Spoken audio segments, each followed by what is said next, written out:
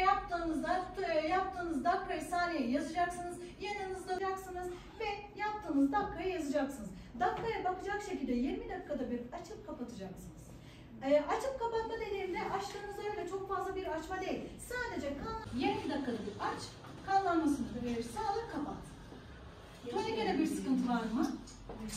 Turnike dediğim gibi eğer çoklu bir hasta varsa, mesafemiz çok uzaksa veya hiçbir şekilde ne yaptıysam kan durmadıysa o yöntemde B, solunum, C, nabız.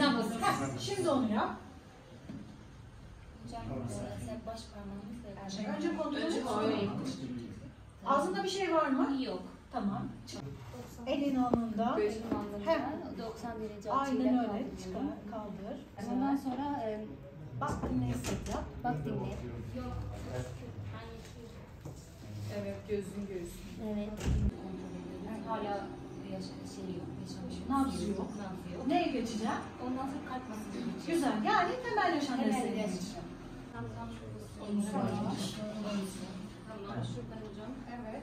Yani göğüs kemiğinin bir ucunu buldum zaten. Diğer ucunu nasıl buluyorum? Şöyle Kaburgaların takip et, bitişini bul ve Şurası. birleştir. Aynen öyle. Şöyle. Elinin neresine? Ayasını şöyle.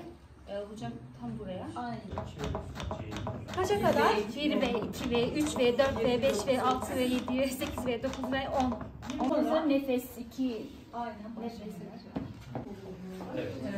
Hocam şimdi şöyle tutkana vuruyoruz. Aynen. Sen. Evet. Veya avucun içinde olabilir aynı şekilde. Bilinci kapalıysa biz bakıyoruz öncesinde ağzında herhangi bir şey var mıdır diye.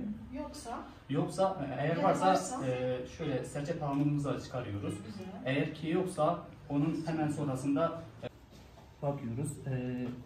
Aynı şekilde Nefes. dinliyoruz. Nefes almıyorsa Güzel. Şimdi sonrasında bak. Bebekte nereden bakıyorduk? bebekte biz aynen koltuk altında şuradan bakıyoruz. Aynen. Neden bebek? Çünkü boyun kısmı mesafesi çok az. Ben oradan dışarı damarına girebilir miyim? Hayır. Baskı yaptığım için otomatikman öldüreceğim zaten. Biz ağız dolusuyla yapıyoruz bunu Evet. çünkü bebek Nasıl? olduğu için. Aynen. Böyle bu Hem şekilde ağzında hem burun. ikincisini tekrar veriyoruz. Eğer ki olmadıysa bu sefer mecburi olarak kalk masajına başlıyoruz. Bu şekilde. Aynen öyle. Bak ses çıkıyor zaten. Doğru yapıyor ama ses çıkıyorsa doğru yapıyor. 5 ve 6 ve 7 ve 8 Birden kaça kadar ver?